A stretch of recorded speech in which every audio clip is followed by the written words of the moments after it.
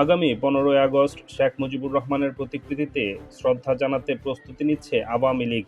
এজন্য নিরাপত্তা নিশ্চিত করতে নতুন অন্তর্বর্তীকালীন সরকারের কাছে অনুমতি চাওয়া হয়েছে বলে বিবিসি বাংলাকে জানিয়েছে আওয়ামী লীগের যুগ্ম সাধারণ সম্পাদক মাহবুবুল আলম হানিফ। গত 5 আগস্ট পদত্যাগ করে শেখ হাসিনা দেশ ছাড়ার পর আত্মগোপনে চলে যায় আওয়ামী লীগের শীর্ষ নেতাসহ দলটির তৃণমূলের নেতাকর্মীদের অনেকে। এমন অবস্থায় 15ই আগস্ট ঘিরে আওয়ামী লীগের পরিকল্পনা নিয়ে বিবিসি বাংলা দলের শীর্ষ কয়েকজন নেতার সঙ্গে যোগাযোগের চেষ্টা করে। এর মধ্যে বিবিসি বাংলার সাথে কথা হয় দলটির নেতা হানিফের সাথে।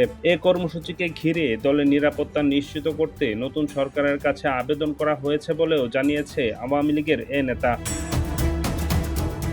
এর আগে রোববার রাতে নিজের ভেরিফাইড ফেসবুক পেজে এক ভিডিও বার্তায় শেখ হাসিনার ছেলে সজীব ওয়াজেদ জয় 15 আগস্ট বঙ্গবন্ধু শেখ মুজিবুর রহমানের মৃত্যুবার্ষিকীতে দলীয় নেতাকর্মীদের ধানমন্ডি 32 নম্বরে ফুল দিয়ে শ্রদ্ধা জানানোর অনুরোধ জানান। আপনারা জানেন, আপনারা নিজের চোখে দেখতে পেরেছেন যে জাতির জনক, জাতির পিতা বঙ্গবন্ধুর বাসা, সেই ঐতিহাসিক 32 নম্বরকে পুড়িয়ে ফেলা হয়েছে। এই প্রটেস্টার তো বলবো না, এই মব জাতির পিতার বাসাকে পুড়িয়ে ফেলায়।